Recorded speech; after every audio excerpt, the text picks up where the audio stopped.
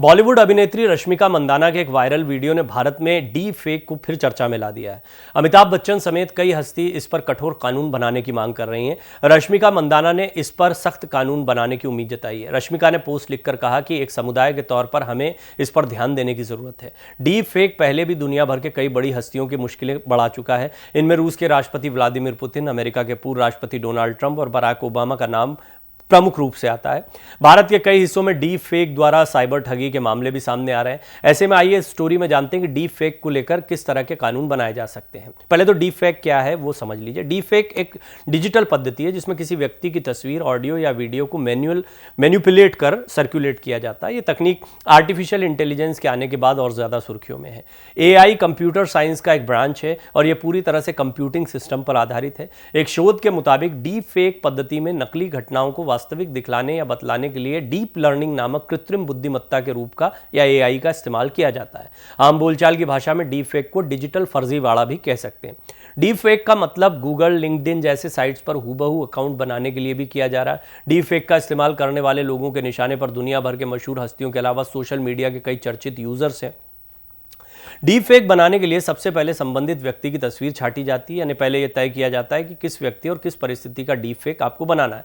इसके बाद आगे की प्रक्रिया शुरू होती है। डीप फेक बनाने वाले एआई टूल पर जाकर सबसे पहले एनकोडर नाम एआई एल्गोरिदम से तय किया जाता है कि इसका चेहरा हूबहू किस हस्ती से मिलेगा। विशेषज्ञों का कहना है कि एनकोडर का काम दो चेहरों के बीच समानताएं ढूंढना है। इसके बाद डिकोडर एआई एल्गोरिदम का इस्तेमाल किया जाता है। डिकोडर के जरिए जिस व्यक्ति का डीप फेक बनाना है उसे ढूंढा जाता है। इसके बाद फेस स्वैप की मदद से डीप फेक तस्वीर या वीडियो बनाया जाता है। इसे एक उदाहरण से समझिए।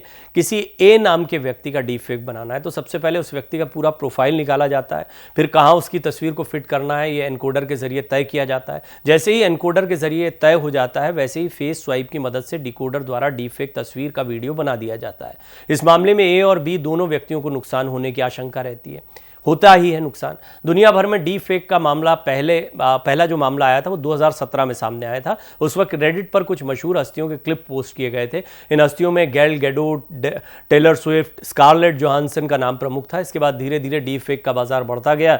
सितंबर 2019 में एआई फर्म डीप ट्रेस को 15,000 डीप फेक बनाने का निवेदन मिला था। इसमें से 96% मामले अश्लीलता से जुड़े हुए थे। अब तक जो मामले सामने आए हैं उसके मुताबिक डीप फेक का इस्तेमाल सबसे ज़्यादा पोर्न और पैसा ऐंठने के लिए किया जाता है। भारत में भी डीप फेक के जरिए पैसा ऐंठने के मामले सामने आ रहे हैं। भारत में अभी छोटे छोटे स्तर पर डीप फेक के जरिए केस सामने आए हैं। जैसे ठग को किसी ए नाम के व्यक्ति से ठगी करना है तो वो उसके परिचित बी नाम के व्यक्ति का वॉइस किसी प्लेटफॉर्म से निकाल लेता है और उसके सहारे एक गुहार लगाने का ऑडियो रिकॉर्ड करता है। इसके लिए एआई टूल का इस्तेमाल होता है।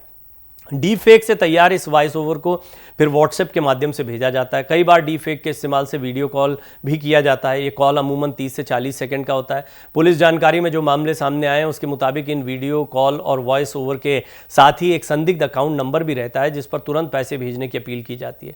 2019 में डीप फेक पर अमेरिका ने कानून बनाया था, हालांकि वो कारगर साबित नहीं हो रहा है।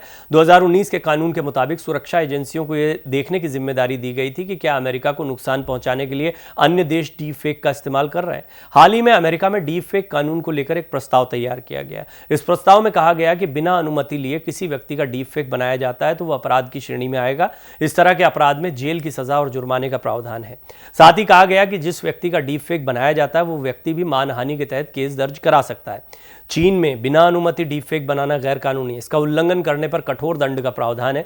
चीन पहला देश है जिसने डीप फेक को गैर कानूनी करार दिया है। चीन और अमेरिका के अलावा दुनिया के किसी भी बड़े देश ने डीप फेक को लेकर कानून बनाने की पहल नहीं की है।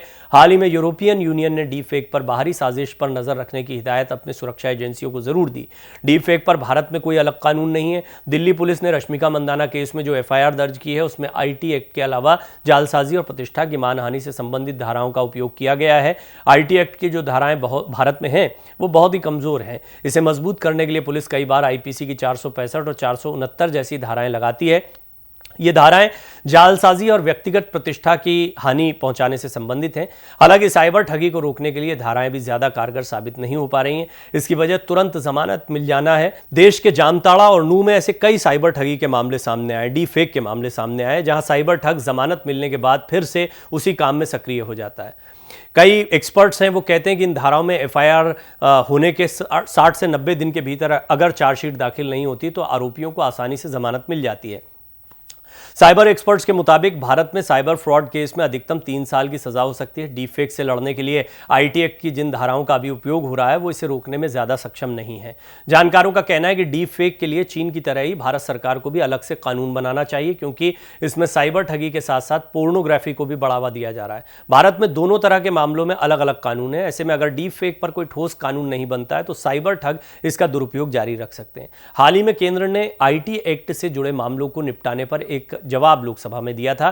केंद्र ने कहा था कि यह राज्य का मामला है और इसे पुलिस ही निपटाए। जानकारों का कहना है कि जिस तरह से डीप फेक और साइबर ठगी का दायरा अलग अलग राज्यों में बढ़ता जा रहा है, उससे केंद्र का इस पर आंख मूंद लेना सही कदम नहीं है।